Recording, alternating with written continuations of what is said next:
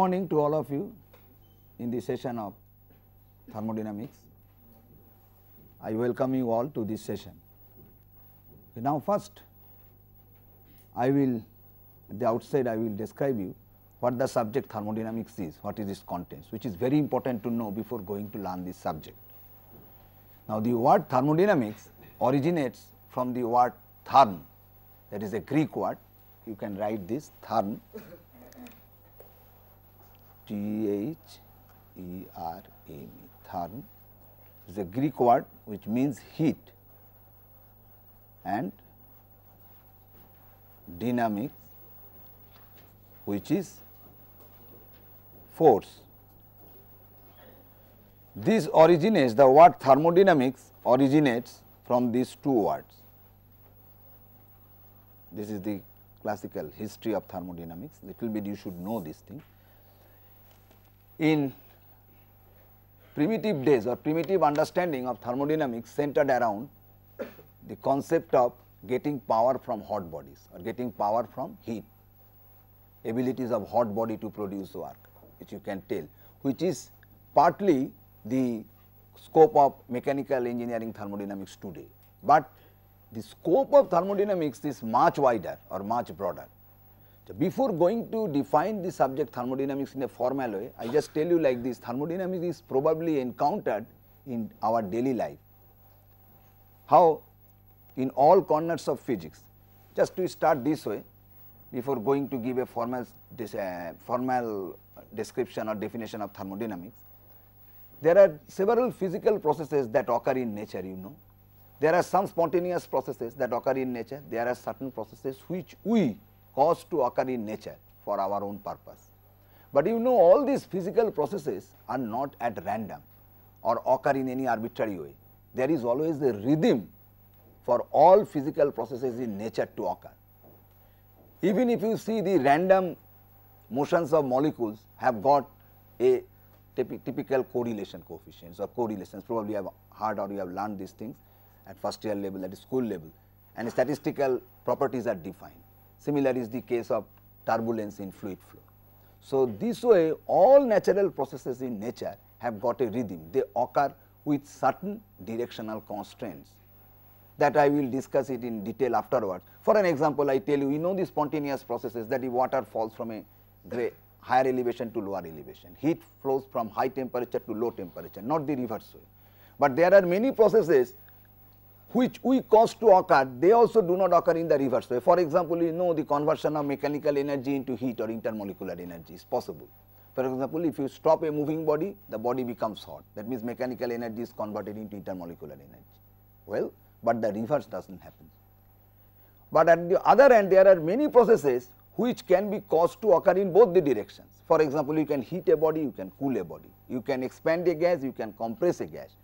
But in those cases also you will see that there is some change in the external surroundings when you cause the process to occur in both forward and reverse directions. That will come afterwards in detail when you will discuss the second law of thermodynamics. That means, today at this moment we want to tell that all natural processes occur with certain rhythm, there are certain natural laws or natural constants imposed on these processes.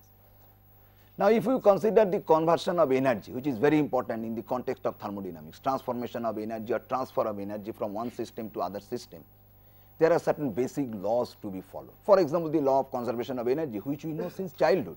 But at some point of time we have to know this law, that means energy can neither be created nor be destroyed if you keep aside the conversion of mass to energy, otherwise the mass plus energy is conserved. But if we keep aside that particular physics where mass is being converted into energy, we can tell that total energy is conserved.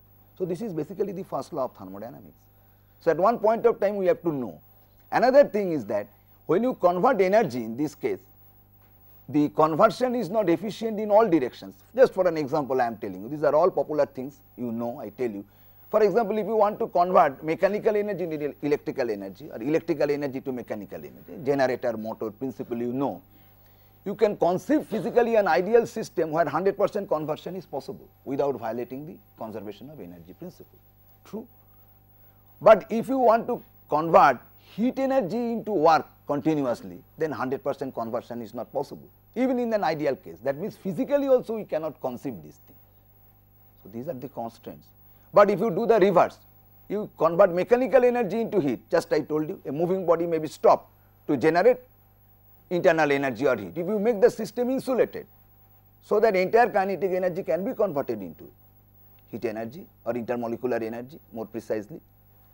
This does not violate the conservation of energy. You cannot get more, but you can get 1:1 correspondence if there is no loss, but it is not so when you convert heat into work. So, these are the directional constraints on the processes where transformation or conversion of energy is associated with. That means, we see that for all natural processes involving energy transfer, energy conversion, there are certain rhythm, there are certain constraints, directional constraints, quantitative constraints imposed on these processes. Who tells? Which subject guides these principles? That is thermodynamics. Moreover, the relationship between the properties, physical properties of these systems which are affected by these processes are also being established by the science of thermodynamics. Well, so with this knowledge we can define thermodynamics like that, which you can get in book. You do not have to write this thing, that thermodynamics is a fundamental subject that describes the basic laws governing the occurrence of physical processes associated with transfer of energy or transformation of energy. And also it establishes the relationship between different physical properties which are being affected by these processes. This is the domain of thermodynamics. Now, the entire subject thermodynamics is based on laws of nature formed by our observation and common experience. That means, if you consider the thermodynamics as a table, then the legs are nothing but the laws of nature, which are sometimes observed in nature by our experience, day-to-day experience. For example, we grow old, we do not grow young. The hair grow grey, not black. These are also part of thermodynamics. These are the directional laws, second law of thermodynamics. So, these are led by the legs, that is the basic framework of thermodynamics, from the laws of nature by our observation or common experience, and at the same time by experimental observations in the laboratory, which frame the base work of thermodynamics. Well, now in thermodynamics there are two views, one is macroscopic views, another is microscopic or statistical views. It is not always true for thermodynamics. For all physics, probably at this stage you have come to know that there are two views. One is the macroscopic view, sometimes we tell is classical views, classical physics. For example, mechanics, classical mechanics, another is the quantum mechanics. One is the macroscopic views, another is the microscopic views. Macroscopic view is sometimes referred to as classical, the adjective classical comes, and microscopic view is the statistical. In case of thermodynamics, we call it a statistical view. These are all recapitulations of the basic things. Now, in macroscopic view, what we do? We fix our attention to certain quantity of matter or substance without going into the events occurring at the molecular level, all right, without going into the events occurring at the molecular level. And what we do? We specify the characteristic features of the system, which we will define afterwards as properties of the systems. Those are being affected by the processes or its interactions with the surroundings by some macroscopic quantities, which can be directly sensed by human senses, can be directly measured.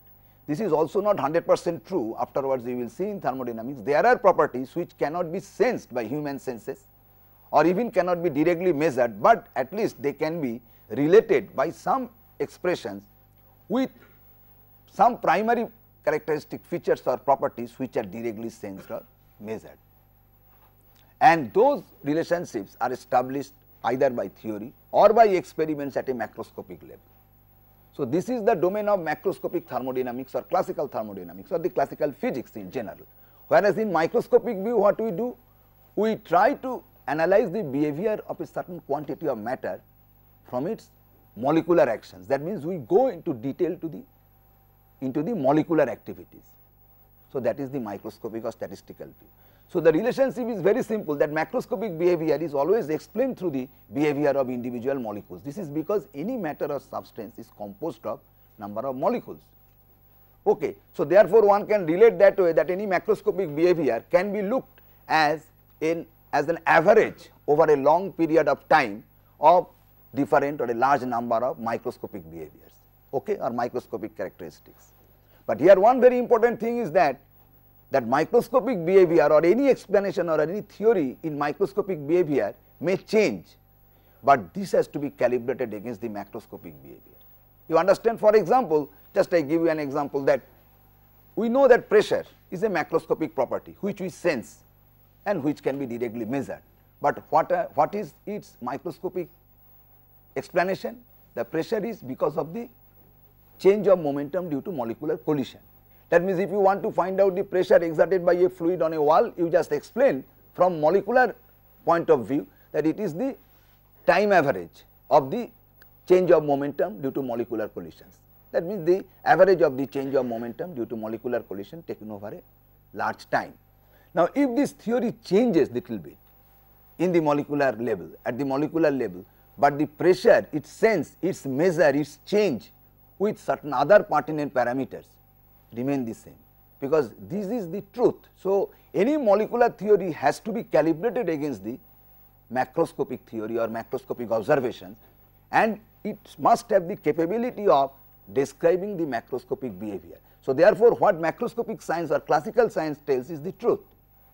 You understand? So, that is the relationship between classical physics and the quantum physics, or the classical thermodynamics and the microscopic or statistical thermodynamics.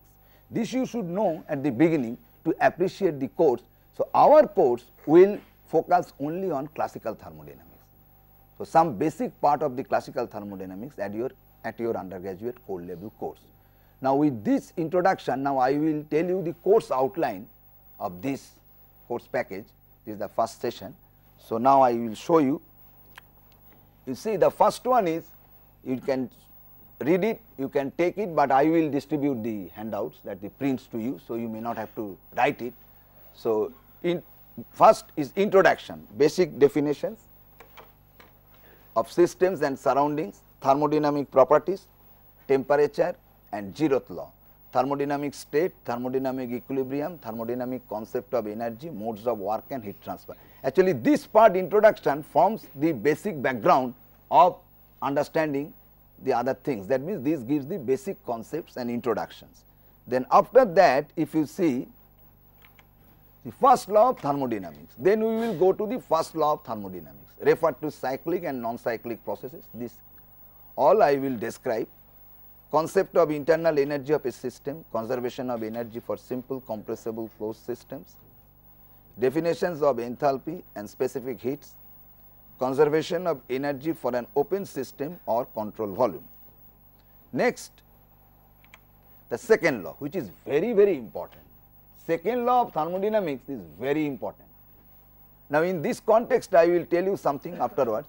The directional constants on natural processes, formal statements, concept of reversibility, Carnot's principle, absolute thermodynamic temperature scale, the Clausius inequality, entropy balance for closed and open systems, principle of increase in entropy, entropy flow and entropy generation. Next is the availability. So, this is another part of the second law, it is a corollary of the second law, availability referred to as cycle, definitions of availability function for closed and open system, availability balance for closed and open systems, availability and irreversibility, second law efficiency. This may not be known to you, all the terminologies. Thermodynamic property relations is very important. Just I told that thermodynamics is a subject which establishes the relationship between different properties when there is a change in the properties because of a process occurring due to the interactions between the system and the surrounding. So, Maxwell's equations, TdS equations, difference in heat capacities, ratio of heat capacities, Joule Kelvin effect.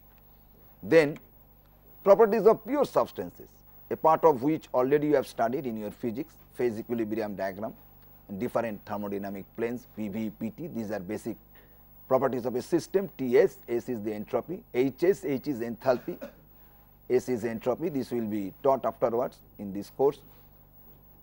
Then dryness fraction, steam tables, Mollier diagram, these are the things you will know afterwards. Clausius-Clapeyron equation, probably you have heard of it at your first year level or school level. This equation relating pressure and temperature during the change of phase of a system. Then properties of gases and gas mixtures. It is the equation of state, ideal gas, a part of which already you have studied at a school level. Avogadro's law, internal energy, that means this discusses the properties of gases, specific heats, entropy change of an ideal gas, virial expansion, law of corresponding states. These are the aspects of the gas laws, equation of state, properties of a mixture of ideal gases. Then thermodynamics of reactive system, which is also important when the reaction takes place, because chemical reactions are always there in many of the physical processes for our use. Engineers are much more interested of the reactive system, as because our basic interest centered around getting motive power from fossil fuel. So, we have to go through chemical reactions. So, it is very important. The first law analysis of reactive system, internal energy and enthalpy of reaction, enthalpy of formation, second law applied to a reactive system, condition for reaction equilibrium. Well, air standard cycles, Carnot, Stirling, Ericsson, Otto, Diesel, Duell and Breton cycles. These are the thermodynamic cycles, but I will tell you the implications of these cycles when I will teach it. Do not feel that this is something very boring, all these cycles, what is the meaning of it, that you will be knowing afterwards. So, when I will, that I am now showing the course curriculum. There are implications of these thermodynamic cycles. There are air standard cycles, there are vapor cycles. Air standard cycles deal with air as the working system, vapor cycles deal with vapor, that means the system which changes from liquid to vapor phase as it goes around the cycle. So, there are number of vapor cycles, Carnot cycles, simple Rankine cycle, reheat and regenerative cycles, vapor compression, refrigeration cycles. So, now after that this ends your course outline, text recommended, which is very important. Now, in this context I tell you the books which are shown here are all equally good and are all recommended in the same way, not that the way 1, 2, 3, 4 means the number 1 book is recommended as the best book. All the books are equal, but sometimes it has been found some chapters of some books are very good. Fundamentals of Thermodynamics by Sontag, Bronke and Van Wylen, this book will be available in our library. Then Engineering Thermodynamics by Nag, you know this is one of the best books in Indian market. Thermodynamics by Wark, Fundamentals of Engineering Thermodynamics by Moran and Shapiro, which is very good for these some aspects of second law, especially the availability principle, and Engineering Thermodynamics, Work and Heat Transfer by Rogers and Mayhew. But I will not be following a particular book ditto for this course. My lecture will be a compilation of materials from all these books, even from books of by different authors. So, you can consult any of these 5 books. You can purchase also Professor Nag's book if you feel so. You can get any of these books from the library. These are good books in the field and you can consult any of these books as additional materials apart from my course. Now, before I start the course, I like to tell you again one thing, that importance of thermodynamics can again be emphasized in 2 ways, just I tell you. One is the practical importance. What is the both are practical importance, but one is more emphatically more emphasis can be given to the practical field, that today all of you know that we are very much aware of conservation of energy and its conservation. What does it mean? It means that nowadays we see that there is a threat of rapid depletion of fossil fuel. Our basic objective as engineers, here we are mechanical engineers and energy engineering students. So, our basic objective to get mechanical power or electrical power from fossil fuel, but there is a rapid threat day by day, as you hear to TV news or you read that there is a rapid depletion of the natural resources of fossil fuel. So, therefore, there is a concern for efficient utilization of this energy. At the same time, the access to the alternative energy resources, for example, solar energy, wind energy are limited because of certain inherent physical difficulties in the physical processes. So, therefore, we have to put more concentration or we have to put more effort on efficient utilization of these energy resources. So, to efficiently utilize the energy, we have to follow very strictly the rules and the principles which are being followed in converting energy from one form to other form. At the same time, we are concerned today about the environment, you know, we want a clean environment.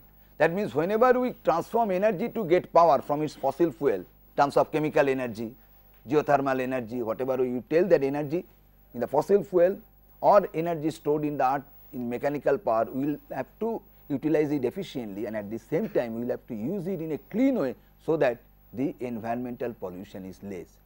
So, therefore, in doing so, all the processes which are necessary in doing so have to be known very clearly, and their basic principles are guided by thermodynamics. This is one way. Another way, you can ask me, sir, well, there are other subjects also, fluid mechanics, other branches of basic science and basic engineering and science subjects which guide also the principles of the physical processes. Yes, but thermodynamics is the primary one, which gives you the primary direction. Just for an example, whether a process is feasible or not, just I described little earlier, whether a particular process is feasible or not, and if it is feasible, to what extent it is feasible, whether it is feasible in all the directions or not. These are the things which will be told by thermodynamics. Another important aspect of thermodynamics in this way tells us that there are certain things which you cannot do, which is very important to know, because in your life it is always much better to know which we cannot do rather than knowing everything which we can do. For example, if you miss some of the things which you can do in short lifetime, it does not matter, because there are a number of things which we can do. We can miss some of it because we cannot cover all these things in our short lifetime. But it is very important to know which we cannot do. For example, if an engineer or scientist does not know that a heat engine with 100% efficiency can never be done, even in an ideal case, you understand. So, he may put his entire lifetime effort to build a heat engine which will give almost 100% efficiency, but it will not be possible. Just like making the tail of a horse straight, it cannot be done, we know since our childhood. Okay, the tail of a horse cannot be made straight. So, like this, there are many cases, you know that a reaction cannot be made to occur under these circumstances in a particular direction, but a chemist, if without knowing he always puts his effort to make so, he is a fool. So, therefore, this negative statement, that means what we cannot do, is provided by thermodynamics, which is another aspect of thermodynamics of prime importance as compared to other physical sciences, that we can find out things which cannot be done, which comes from the law of nature. Okay. So, with this now I will start your course, the subject. The very first I will recapitulate the definition of systems. Probably this has already been done in fluid mechanics course or in solid mechanics course, I do not know, not in solid mechanics course, I think in fluid mechanics course, it will be a recapitulation of that. Now, you come, how do you define a system? Because in thermodynamics, whatever analysis will be done will be referred to a system. In all branches of physics, probably you have come across the definition of system, because the analysis or the law of conservation laws are all applied to a system. So, therefore, we must learn carefully what is the definition of a system. This is a recapitulation. So, now we will brush up your we will brush up our earlier understanding. If there is any problem, you can ask me the question. So, let me start like this. A system basically can be divided into two broad part. One is the control mass system. Well, one is the control mass system. The control mass system, the word control mass is very, very important here, the two words control mass. Another is the control, do you know what is another one? Very good, control volume system. That is why I am telling you recapitulations. Okay. First one class will be recapitulation, control volume system. Now, you tell me what is the definition of control mass system. First of all, a system as a in general, both the cases the system is common. So, a system is always a certain quantity of matter on which the attention is paid, and this is always bounded by a boundary. So, two requirements of system is that certain quantity of matter which is bounded by certain boundaries. Let this be the boundary, I hatch it like that.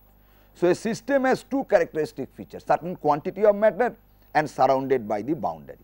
I cannot write everything this paper, so you can write it. Now, this boundary may be a solid boundary or may not be a solid boundary. Sometimes this boundary may be imaginary type of boundary also. We can imagine certain boundary, but we have to track that boundary always to define the system, that means a particular quantity of matter as separate from the rest, that is the surroundings. Okay.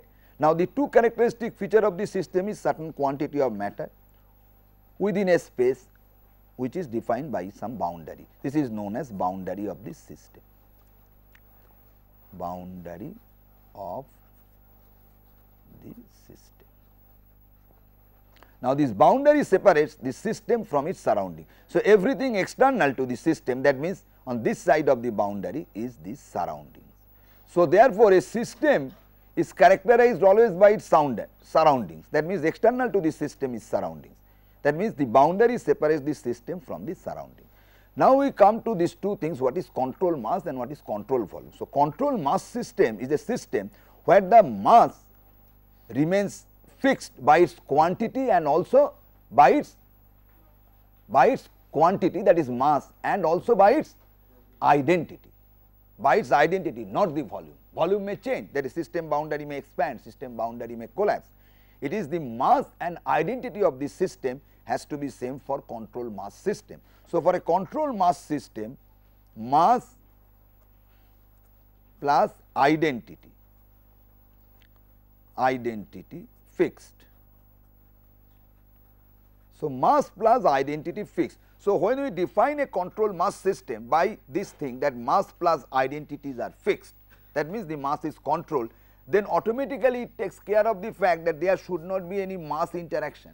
That means mass interaction M is 0. That means mass can neither go out of the system, mass can neither come into the system. That means the system boundary does not allow any mass interaction, because if the mass interaction takes place, you can make the mass of this system or the quantity of this quantity in the system same, because you can take some mass and you can add the equal amount of mass, but the identity will be changed. That means a closed system contains the same mass, that means there is no mass transfer across the system boundary. This is the basic definition of a control mass system, but there may be energy interactions. That means energy interactions may take place between the system and the surrounding in any of the ways. That means energy can come into the system, energy can go out of the system to the surrounding. That means a boundary of a closed system restricts the mass transfer, but does not provide any restrictions to the energy transfer. That means energy transfer is possible, but mass transfer is not possible. Whereas a control volume system, as the definition is control volume. So, what it should be? Which should be fixed? Only volume, correct, volume fixed. But it is also not always true, there are deformable control volumes also. If you leave aside the deformable control volumes, under all usual conditions in a control volume, the volume is fixed. Usually you define control volume in that way, that it is a region in space which is bounded by certain boundary of control volume, which includes some quantity of matter within it, and this is known as control surface. These are the terminology. Control surface. That means the boundary of the control volume is known as control surface. Now, the identity may not be fixed, which means a control volume is a region in space bounded by a boundary known as control surface, which contains some matter, and the boundary may allow both mass transfer is not 0 and energy transfer. That means a control volume may, there is no restriction, that means may interact with its surroundings in terms of both energy and mass transfer. So, therefore, you see the total mass of the control volume may go on changing, but under certain conditions it may so happen the mass coming in and mass going out becomes equal to each other, so that the mass of the control volume remains same. In that case, in which way does it differ from the control mass system? Identity. Very good.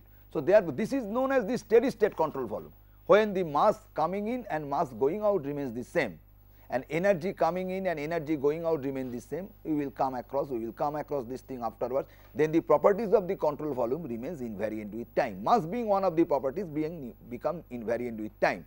In that respect, it is almost similar to a control mass system, but difference is that the identity is changed. That means a control mass system allows the mass transfer to take place across this boundary. Well, now apart from these two main category of systems, classes of systems, another system is there which is isolated system. Isolated system. It can be better understood through a closed system. Isolated system, you can tell, is a closed system. Let us consider a closed system with no energy interaction,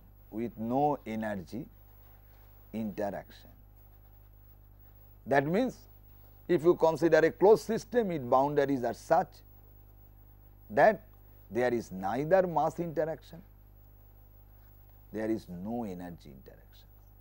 That means a closed system with no energy interaction, closed system already has no mass interaction. So, if you define with a control volume, you can do it, that control volume with no mass interaction, no energy interaction. That is why it is better to define from a closed system where already mass interaction is restricted, but along with that there is no energy interaction. In that case, a system is closed. That means there are only two ways by which a system can interact with the surroundings, in form of mass transfer, that mass can come out, can come in, energy can come in, can go out. So, mass and energy interactions. So, if both the interactions are 0, then a system is isolated, then the properties of this system, whatever is there containing in the system, remains invariant in time. The system is not at all, is passive to the surrounding. So, it has got no link with the surrounding. So, it has got no link with the surrounding. This system is known as closed system. Well, so now these are the definitions of the systems. Then I come to the definition of thermodynamic properties. Thermodynamic properties, which are very important. Thermodynamic properties. What do you mean by thermodynamic properties? Now, very basic definition of properties, you go back to our school level, because these are again recapitulation. How do you define properties? Very simple is that these are the characteristic features of a system, identifiable and observable characteristic features of a system by which it can be specified, by which a system can be specified. These are properties. For example, as you know, a system, if you specify, how do you specify? A system of certain mass, certain pressure, certain temperature, certain volume, these are the properties. That means any characteristic feature that specify the system, that is the property. So, there is nothing much to understand innate properties, but we have to know that how a system is specified, that leads to the definition of state of a system, that I will come afterwards. Before that, let me tell you that there are some characteristic features by which a system is specified. This is the system of this mass, this pressure, this temperature, this volume, and there will be a number of such properties. Now, next is that this property can be divided into two groups. One is extensive property, another is intensive property. So, I write properties are defined, are distinguished in two groups. One is extensive property, another is intensive. Can you tell me the difference between extensive and intensive property? What is extensive property? Some properties are extensive properties. What are those? Depend on the mass. Very good. Extensive properties are properties which are directly related to mass, which depends on the extent of the system. That means which are directly related to mass. When mass is more, the extensive properties are more. If its mass is less, extensive property values are less. That means if the mass tends to 0, that means system collapses to a point. Then what is the value of these extensive properties? 0, because there is no mass of a particle. The examples of these extensive properties are mass, volume, internal energy. This we will see afterward. There is no internal energy at a point, enthalpy, entropy. And what are the intensive properties? just the other way. Intrinsic properties are properties. No, this is second, that specific extensive properties are intensive properties that come afterwards. But what is the basic definitions of intensive property? The properties which do not depend upon the extent of the system or its mass. That means even if system collapses, it is not related to the mass. That means system, for example, internal energy of a system of certain mass of gas. If the system collapses to a point, internal energy goes on reducing to 0. But it is not so. That means it does not depend on the mass. On the other hand, when the system contracts to a point, the intensive property attains a finite value, just like your stress. How do you define stress in mechanics? That is force by area as area tends to 0, because stress is defined at a point. If a system has a stress, but the system contracts to a point, it is also having a stress. That means in a system, point to point there are stresses.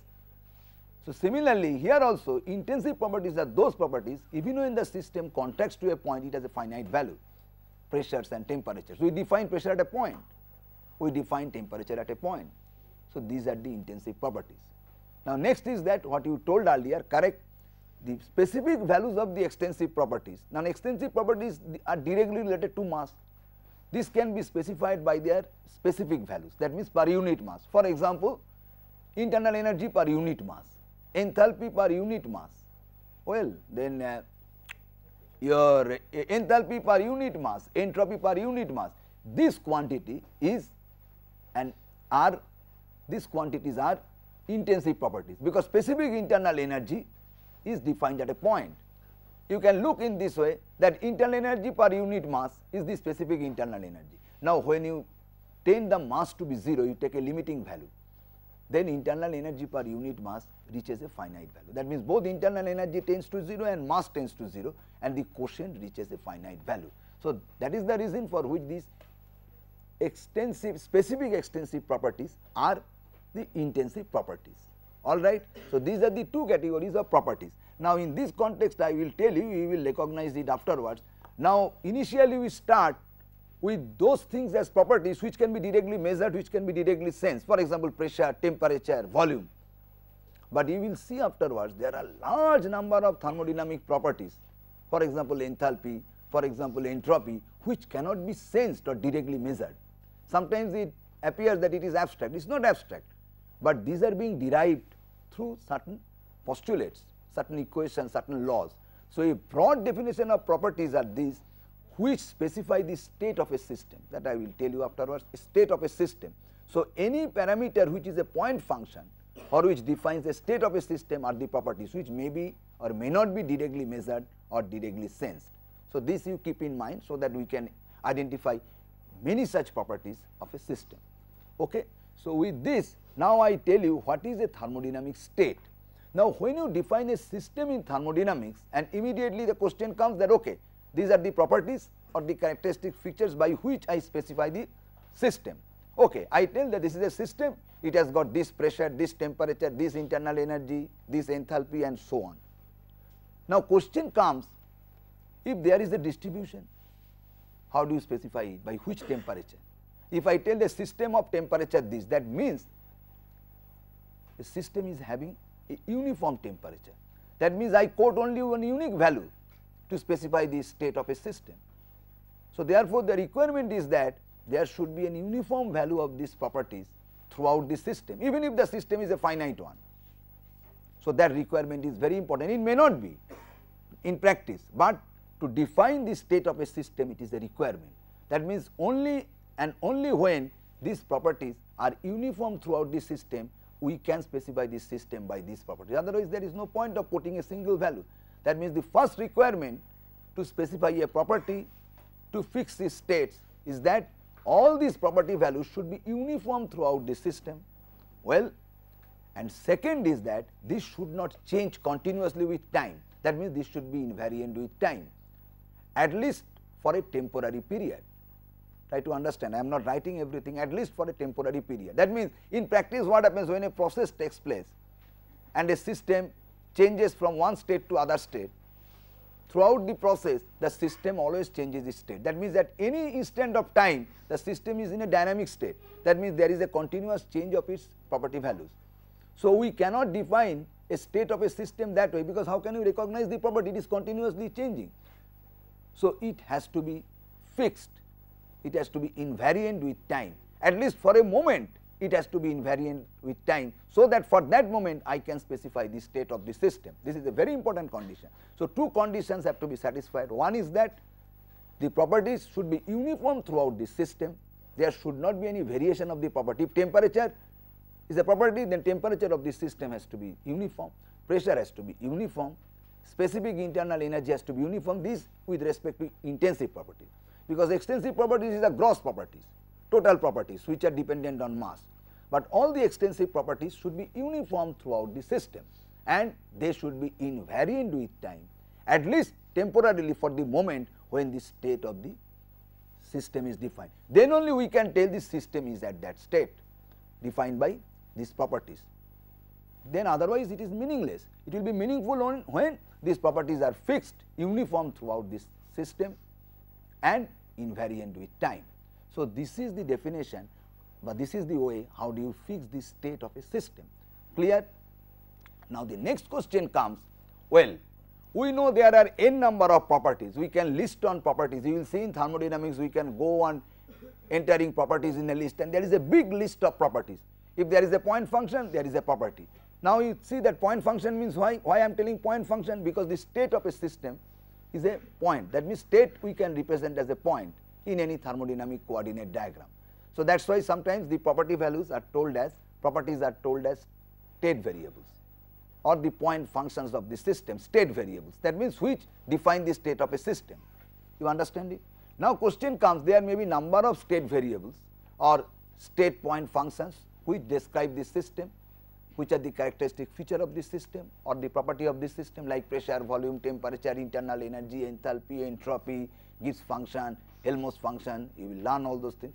Now, the very pertinent question comes, to specify a system there must be some minimum number of independent properties, or there should be some independent properties to fix the state, so that other becomes automatically dependent. That means out of n number of properties there should be some independent properties. You understand that independent parameters, like independent parameters, that means out of n properties there must be some m number of properties which are independent. That means if we specify the system by those m properties, other m minus n properties are automatically fixed by certain equations, the property relation.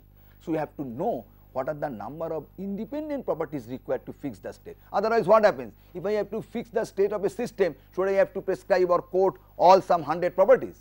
That is, system having temperature this, pressure this, volume this, internal energy this, enthalpy this, entropy this, Gibbs function this, Helmholtz function this. I cannot do like that, so on. So, I have to know that what are the number of independent properties by which we can specify the state of a system. So, this was given by Gibbs and is known as Gibbs phase rule, the derivation of which is out of scope of this class, but I tell you the formula, that the number of independent intensive properties F is given by this formula, C minus phi plus 2. F is the number of independent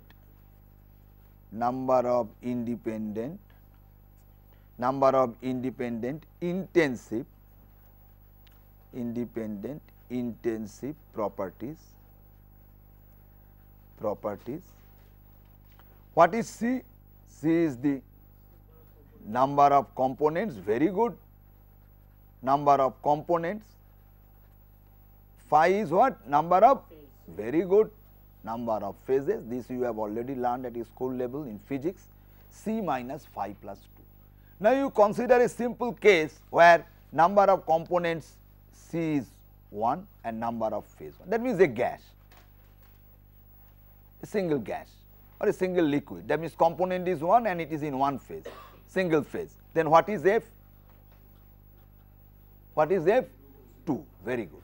That means only 2 independent intensive properties are required to fix the state of the system, which means that I can show in a 2-dimensional plane with x, y as the thermodynamic properties that this is a state of the system. Let this is 1. So, a point, that means we can represent the state of the system for a single component single phase system as a point in a 2-dimensional property diagram, thermodynamic property diagram, where x and y represent any 2 such independent, any two of out of so many properties we can choose which are to be required to specify the state of the system. So, if two properties are fixed, that means others are automatically fixed. Of course, this is for a single component and single phase, and we can relate from here other interesting things, that when C is equal to 1, but phi is equal to 2, what is the value of f? 1. What is this? This is a one component but two phase.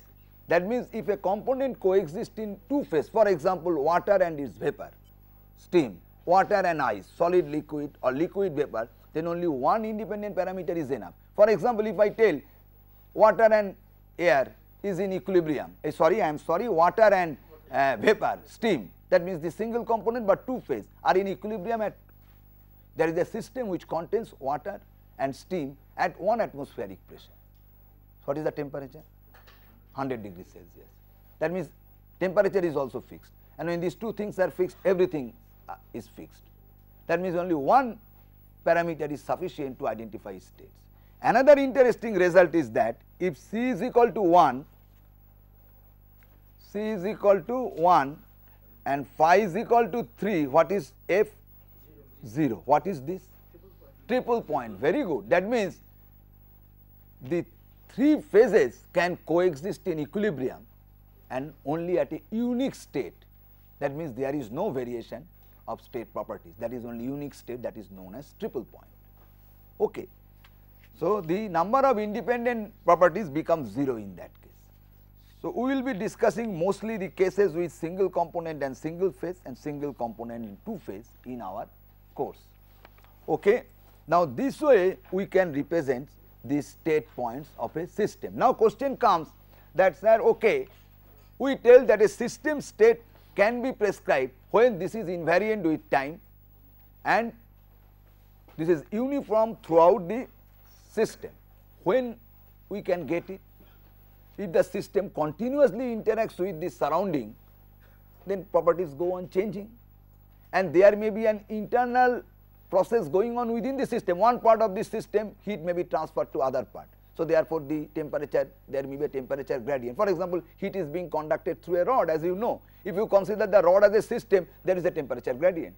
That means from one part of the rod, heat is being transferred to other part. A heat transfer process is taking place, even if you take the rod as a system. Then in that case, this is not a system to be specified by a single temperature. So, therefore, if we have to specify this system at a single with single fixed properties, requirements are like that, there should not be any process within the system, there should not be any process between the system and the surrounding. Alright, in this case, we tell the system is in total thermodynamic equilibrium. That means it does not interact with the surrounding, and it is true that if a system is prevented from interacting with the surrounding, then automatically the system will come into an internal equilibrium also. That means the process within the system will cease after some time and the properties will be uniform.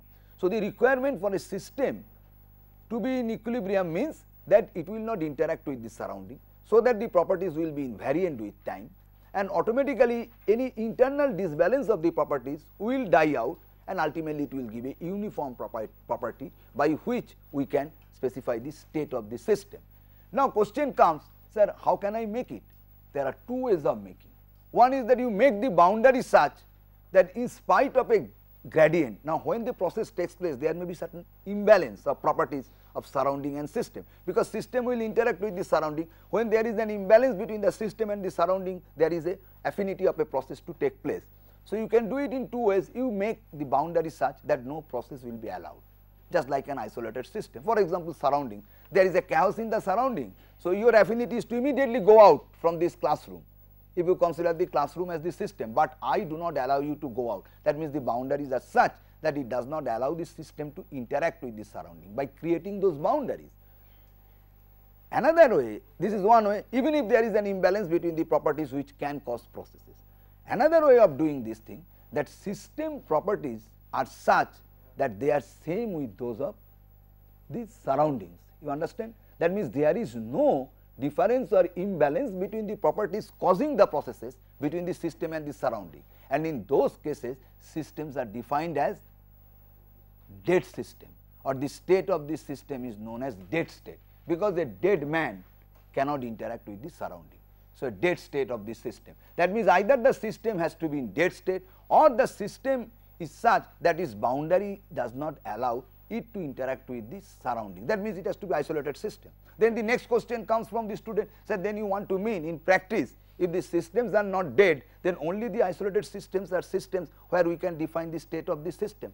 It's the very interesting and very intelligent questions, and this is the question to understand the thermodynamic equilibrium. Yes, it is so. So, what happens for all systems which interact with the surrounding, not isolated system, because interaction between the system and the surrounding is our goal. This process we want, from which we are benefited, we extract something. So, system is never in equilibrium.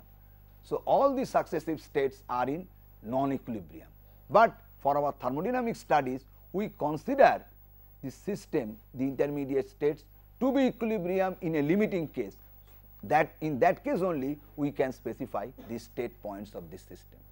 You understand, state points of this system, intermediate state points, that I will come afterwards when I will discuss the thermodynamic process. So, therefore, one should know only the state points 1, 2, 3 we can define when the system comprises of certain matter, are the properties are fixed, uniform, invariant with time and uniform, and we can define the state points of the system. Okay. Then next we come to the concept of equilibrium. Okay, today I think time is almost up, so I do not want to go with more materials. Well, you can ask any question. So far we have discussed, time is there, so I think it will be better if you interact. So far whatever I have told, if any questions are there you can ask. Yes, please. So in case of control mass system, yes, like the identity has to be fixed. yes, So suppose if a system has substance A, and the same substance, some part of it goes out in the substance, another substance, so the only A comes in. No, A cannot come, because identity is fixed with one material only, one particle. There can each and every species having different identity. Okay. You have to conceive like that. You are only alone, you are unique in this universe. Okay. There cannot be any other person. Even with the twin brothers there are differences. Okay. So identity fixed means identity is fixed. One thing. Now here when we define the system and surrounding, good thing has come up, that the one system is interacting with another system, for example, then if you consider a system A interacting with system B, in that case system B is surrounding to system A and system A is surrounding to system B. That means interactive system, one is system, another is surrounding. Surrounding definition is very important. That means it is that part of the external things which interact with this system. For example, if two bodies are interacting with each other with nothing on, with nothing other, then what happened? One is the system, another is the surrounding. A and B, A is the system, B is the surrounding, B is the system, A is surrounding to B. And these interacting systems together constitute an isolated system. That is very important. So what he is telling, that if system A interacts with system B, well, system B is surrounding to system A is surrounding system B. Whenever there is a mass transfer, neither of this system is a control mass system, because the identity is lost. Identity is unique. So therefore sometimes it is difficult to understand through identity. So better to understand it, there will be no mass transfer across the boundary of a closed system. All right. Any other question, please? Sir, you just told that for the equilibrium condition to hold an ideal case, the system needs to be absolutely isolated.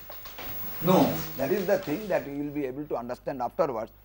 To be in thermodynamic equilibrium, system ideally speaking has to be isolated, correct, or has to be dead state. This is true. Ideally 100% equilibrium means either system has to be dead, that means its property should be same as that of the surrounding, or it is to be isolated. But in normal cases, when a process takes place, there is an interaction between the system and surrounding, then it is never in equilibrium, but we conceive it in limiting equilibrium, that is known as quasi-equilibrium. That means we consider a process to take place for infinitely long time and system comes through several stages. That means there is a process with an infinite small gradient, and it departs from initial state to a intermediate state and it stops there for some time. Again it is that means we divide the entire process to a large number of infinite small process, that I will explain in the next class, so that the idea will be much better and you have got a clear idea how we reach in practice or how we can conceive in practice equilibrium states. But 100% equilibrium state means that either it is a dead state or it is isolated. That means by the boundary the interactions are being prevented. Okay. Any other question, please? Yes. Certain quantity of matter, yes. Whatever absolute vacuum we don't define a system. Then absolute vacuum, the system is never defined. No system is defined in absolute vacuum. I tell you, in space technology, if you go, when a rocket goes to the space, no analysis is made with considering the surrounding as a system. You understand? Only the gas which is being ejected and the nozzle from which, the propelling nozzle from which it is being ejected. So if there is the absolute vacuum, the definition of system is not there. Consider the absolute vacuum never defines a system, and no physics deals with absolute vacuum as a system. Vacuum means what? There may be some material. Vacuum is a word which is used in defining the units of pressure. When the pressure is subatmospheric, we tell this is a vacuum condition. So gauge pressure is negative. That means some material will be there. That is a system. But absolute void, there is no absolute pressure is zero. Absolute vacuum is not a system. Okay. Well, any other question? So I think this is all right for today, and I will be happy that if you read before coming to this class and you interact this way. So that is why I am telling next class we will be describing that, as I have already shown, that thermodynamic processes. What is meant by thermodynamic process? The thermodynamic equilibrium in general, it consists of thermal equilibrium, mechanical equilibrium, chemical equilibrium, then concept of temperature, and the concept of energy transfer by thermodynamics. Okay? Thank you.